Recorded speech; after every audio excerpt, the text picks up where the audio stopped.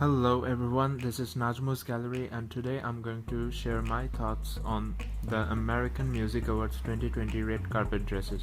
This is my first fashion review video, so tell me how it was in the comments. Let's get into it. So first off, we have Jennifer Lopez wearing Balmain Spring Summer 2021.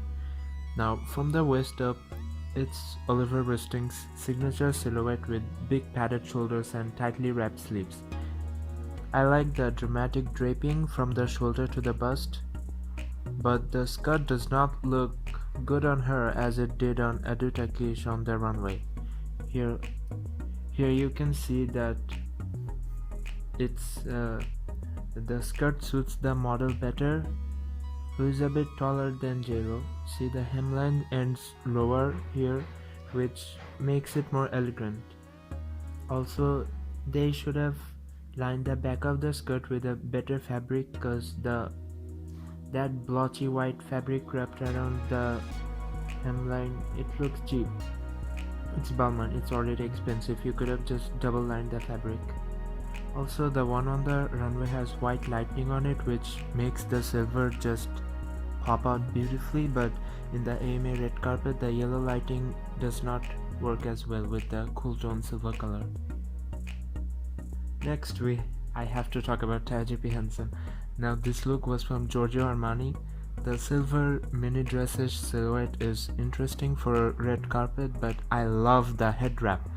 It's like it's white but not necessarily silver, which gives the whole look another dimension. I think the fringe, the collar and the motif, all of them are a bit too much altogether.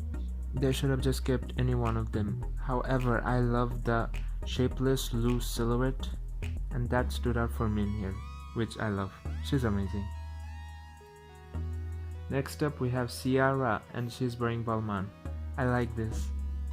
I think Ciara always takes risk. I think this dress is not very dramatic for me, but what took my attention is this big lapels all the way down to the knees. I love that finally someone designed lapels out of the box and made it dramatic. This is what Oliver's vision about Balmain is all about: masculine tailoring with modern female sensuality in the 80s realm. And see, even though the top is like overflowing, it still doesn't make it look clumsy. Love the flowy sleeves, love the boots by Stuart Weitzman. Next up, it's Dua Lipa. She's wearing the finale look of the Versace Spring Summer 2021 collection. This collection was based on the Versace Spring Summer 1992 by Gianni Versace. That's why it feels so nostalgic of the 90s. So the encrusted bust plate looks like a clam shell or an oyster shell, and then it's full of starfish print, and then at the very end is the pink pleated lettuce hemline, which looks like coral reef to me. The theme is pretty good, but my problem here is that it fits the dress. It's too perfect. Unlike on the runway, you can see that a dude is wearing the same dress but slightly oversized version of this, which gives that lettuce hemline more wavy, wiggling, flowy movement. For me, the ruffles are more dramatic when it's slightly oversized, so this is one of those rare cases where the dress fits the person too perfectly. Next is Megan Fox wearing Azzi and Osta. It's not hideous, but I don't like it either. But standing next to her is Machine Gun Kelly. I don't even know who that is, but he's wearing Balmain, which looks interesting. I like the square plunging cutout. I don't think I ever saw it in menswear. Oliver Rusting is brilliant when it comes to bringing back the 80s fashion. I'm not a fan of these harem pants, but at least it's unusual. I like the metallic color of their shoes also. Overall, it's a win for me. Next up, it's Bebe Rexha wearing Julien MacDonald. I don't even want to talk about it. It's hideous, it's sloppy, it's fugly.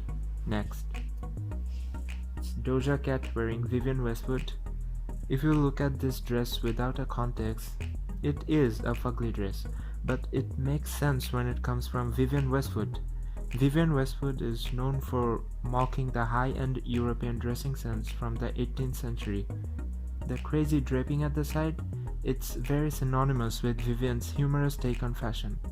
I think it would have been looked better with the indigo purple stocking like it did on the runway.